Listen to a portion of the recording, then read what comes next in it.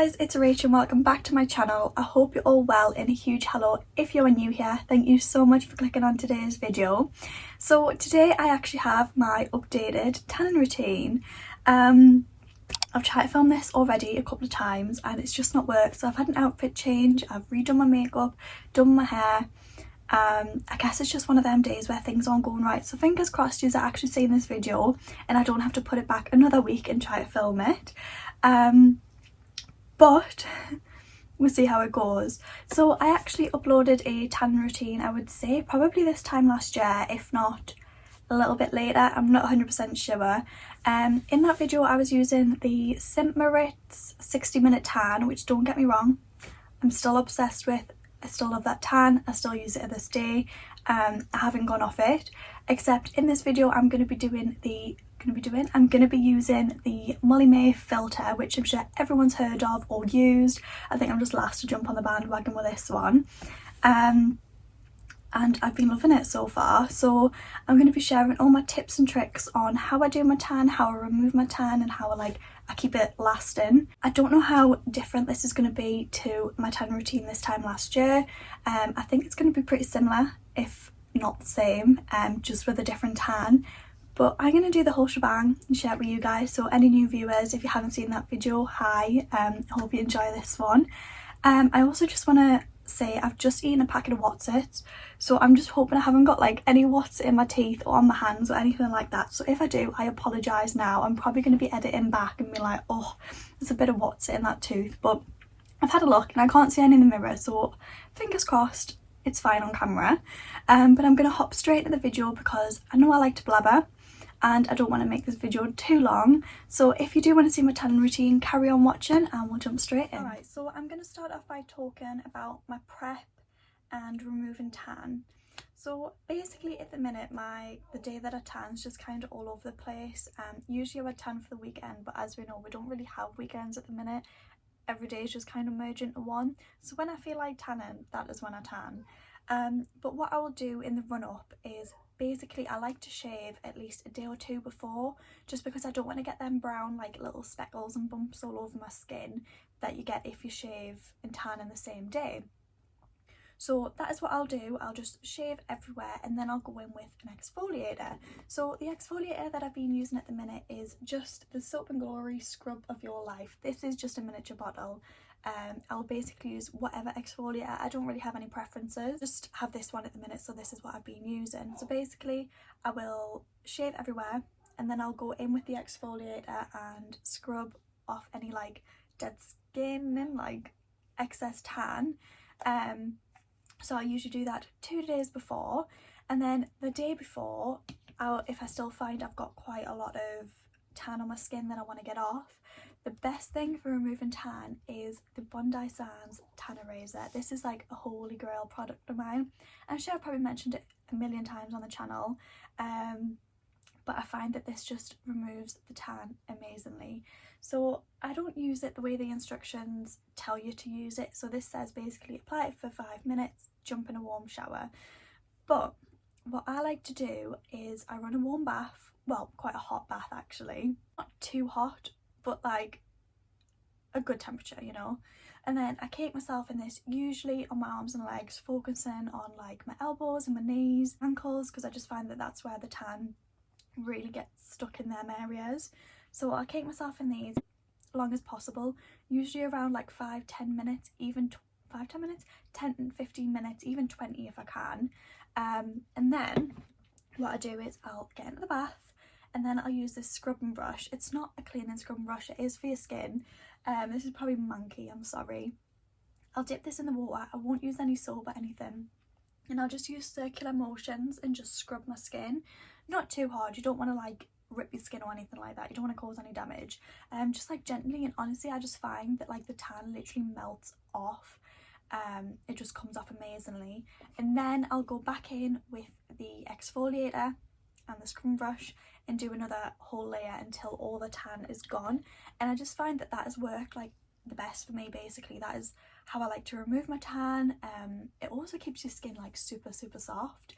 All your dry skin's gone and it just keeps your skin so fresh and ready to apply your tan. So talking about tan, the tan that I have been using at the minute, like I've already mentioned, is the mollymae filter. So I actually got this for Christmas off my friend, so I've only used this a couple of times, but I'm absolutely loving it. So before this time, like last year, I was using the St. Moriz 60-minute tan, which, don't get me wrong, I still use, I still love. I've just run out, so this is the one I'm using at the minute. And I think they're on par with each other. Like, I love them both so much. This one's obviously a bit more pricey. I think this is 18 to 22 pounds. I'm not 100% sure, but everything will be linked down below, whereas St. Moriz one is literally like £6. So they've both got like the pros and cons, but this has definitely been my favourite recently, and this is obviously what I've been using in this video. So with this tan, I got it in the shade dark. I've heard that the dark's meant to be darker than the ultra dark. I don't know how true that is, but don't quote me on that. As well, this has an amazing scent. I can't describe what the scent is. Like, I don't know what the scent is. I don't even think it says in here what the scent is, but it's just a really nice fragrance. But so is the St. Moriz one. So the St. Moriz one smells of apricots, and I feel like with both of them, I'm not constantly checking like, do I smell tan? Like, can people tell I'm caked in tan? So I just feel like they both smell beautiful, but this, the scent, I can't fault, like, it is beautiful. So with the application of this, I apply this basically neck down, but I don't apply it to my face, but I'll get onto that in a minute. So I'll apply this neck down using a Velvotan mitt. So these are my favourite mitts to use at the minute. Like, I've used these for a while, to be fair. £2, can't go wrong. I think I want to try the Filter Tannin mitts, but I think they're more pricey, definitely more pricey than £2 anyway. But they come in like loads of different patterns. This is my newest one. It's still disgusting, but they can be washed, but for £2 I usually just go buy a new one. So yeah, I'll apply the tan all over, make sure I'm gleaming and glowing like how I like to be, and the colour is beautiful. Like, when you apply it's already a beautiful colour without it developing, and then I sleep in it, and the final colour is basically the colour you wake up, but again, I'll get into that in a minute. So for my face, I use the St. Moriz Face Tannin Moisturizer. So it's basically just says daily face tannin moisturizer with aloe vera natural glow. So I just apply this to my face, obviously, and again, sleep in it at the same time as I'm sleeping in this. But you need to remember, when you've applied this, to wash your hands. I clearly this time haven't. I do forget, because usually after I've applied this, I don't want to wash my hands thoroughly enough to wipe it off. So that's just how it happens. But I'll usually apply this for 2 days and then give it a rest, and I'm usually like the colour I want. But if I'm not the colour I want, I just top it up. You just need to do one like small layer of it. It's literally just like a white moisturiser, and it smells a little bit fake tanny, but once you've washed it off, the scent's kind of gone. So yeah, that's basically how I tan my body. I use both of these, so the face one and for the body. On my hands, because I know, like, I've always struggled with tanning my hands, but I feel like I've cracked it down. I don't know if they're looking kind of orange on camera and I'm maybe like contradicting myself, but I think I do a pretty good job of tanning my hands. So basically what I do is I pump the tiniest bit onto the mitt, and then I just make sure I really work it into all the crevices and like cracks in my hands, and then I like to make like a claw shape and like rub the mitt over to make really sure it gets into like the knuckle and like, is that called knuckle area? Like the knuckle area basically, just to make sure I don't, when I wake up, scrunch my hands and like white knuckle marks. Like, we just don't want that. So that is how I tan my hands. Also, a little trick that I like to do with the fake tan is I find that it doesn't stick to my chest as well as it does for my rest of the body. So I have this old makeup brush and I like to put a couple of pumps on, and I literally just go in and cake my neck in an extra layer if I haven't done 2 layers already of my whole body, because sometimes I like to do that. I'll just cake my neck in it, again sleep in it, and I just feel like it helps my, helps my neck come out darker in the long run. I think that's it for like tanning and such, but one main tip that I like to do after I have caked my body is use baby powder. So you're probably thinking, what the hell, why are you going to use baby powder? But I love to add this to my areas like here, the creases of my arms, my armpits, under my boobs, like the back of my knees, and it just stops me like sticking to myself, if that makes any sense, because I feel like them areas are always the hardest to like dry, and I always feel like I'm sticky there for a while. So I just feel like this is an absolute holy grail, and it helps so much. I literally apply the smallest bit to the area and it like stops it sticking. It's just so nice, and it definitely works a treat. Now on to the next morning when I wake up and I'm glowing and I'm like, I love the colour I am, like I don't want to wash it off. However, I found with this tan, the last couple of times I got in the shower to wash the top layer off, barely any excesses came off, and I absolutely love that, because that means the colour I wake up is basically the colour I'm staying for the rest of however long the tan lasts.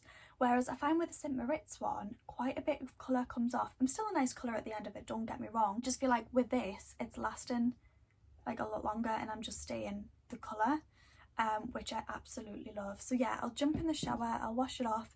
I'll only use like lukewarm water. You don't want to use hot water, it'll rinse too much off. And use cold water if you can, but I'm not all about having cold showers. I kind of don't like it. But if you can, the colder the better. So that is what I do in the shower. Once I'm out the shower, I make sure I pat myself dry. You don't want to rub your skin with a towel because it'll take off your tan, and you don't want that after all the hard work. Like, you don't want that. So yeah, I'll just pat myself dry and then I'll go up my room ready to moisturise. So the two things that I've been using and loving to moisturise are both gradual tanners. So this one is the one that I usually use in the summer. I don't know why. I just feel like because it's more expensive, I don't like to use it all year round. And this is the one that I use the rest of the time. So this one is the Bondi Sands Gradual Tanning Milk body moisturiser, and it's like a cocoa butter scent, which if you know me, you know that I love that scent. It's again just like a pump bottle, and it's just a white moisturiser basically, but the more you apply it, it just builds up your tan and keeps you glowing. So obviously a key to keeping your tan fresh and looking nice is to moisturise. So you're kind of killing two birds with one stone here, using a gradual tanner and a moisturiser in one. So I absolutely love that, as well as this one. So this is the Soleil Gradual Tanning Lotion in medium, and this does exactly the same thing as this, but this one I think is around £18, whereas this one's like £7. So this is why I use this one a lot more often, because I find that this one runs out quite quickly as well.